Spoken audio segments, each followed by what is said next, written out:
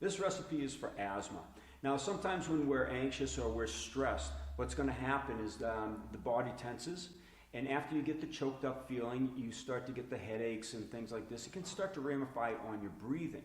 And as you can constrict, what happens is the bronchial tubes are going to constrict as well, because all the nerves in this area are going to have an effect on the bronchial tubes. So as they constrict, we have to release them. Okay? The way we release them is there's 3 pressure points on the back, bladder 11, 12, and 13. Now, they're on both sides, but we're only going to have to work on the left-hand side. And I've worked with a lot of asthma people, and they always have a muscle constriction right in this area. And as they have an asthma attack, this gets to be a very tight muscle.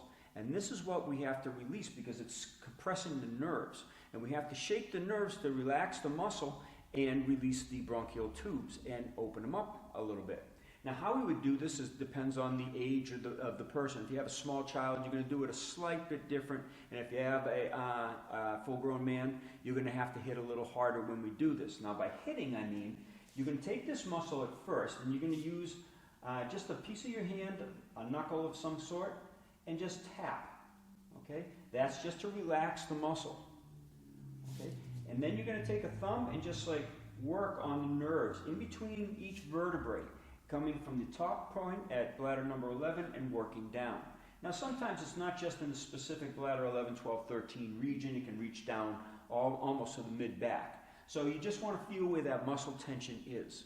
Now, if you're asthmatic, or you know someone that's asthmatic, just feel their back. Feel both sides of their back, and you're going to notice that the left side is always more distended, or muscle constriction is occurring there, and that's what you need to release.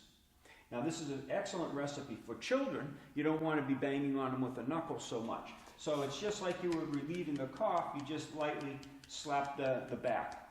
Now, if it's a heavy asthma attack, like in some adult males, you're going to have to hit a little bit harder. But as soon as you start hitting that, the bronchial tubes will relax a little bit, and the asthma attack will diminish, and eventually it will just clear itself.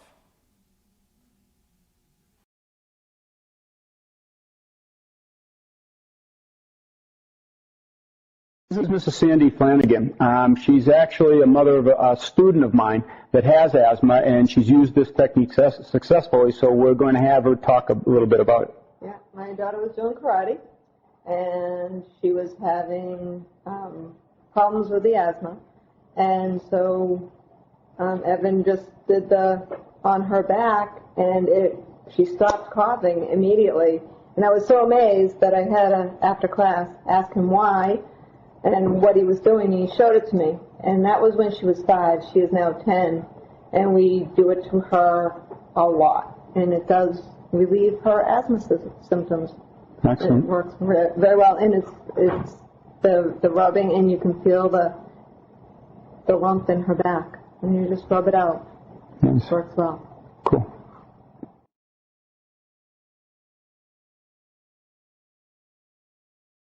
All right. Now that same point, sorry, okay, but take a deep breath for a second. Now feel what it feels like inside your lungs to breathe, right? Okay. Now I'm going to nail you, okay? Take that deep breath. Is it more constricted? Yes, very shallow. Actually, much harder to breathe. Okay. And just to relax it, we just reverse the process. Take a deep breath again. That open it back up. Nice. So if you're in a martial arts situation, the guy threw in a punch and you parry here, and you lay into it with that or an elbow or whatever you're going to do, you can sort of give him asthma. Thanks. Sorry. Had to hit someone today.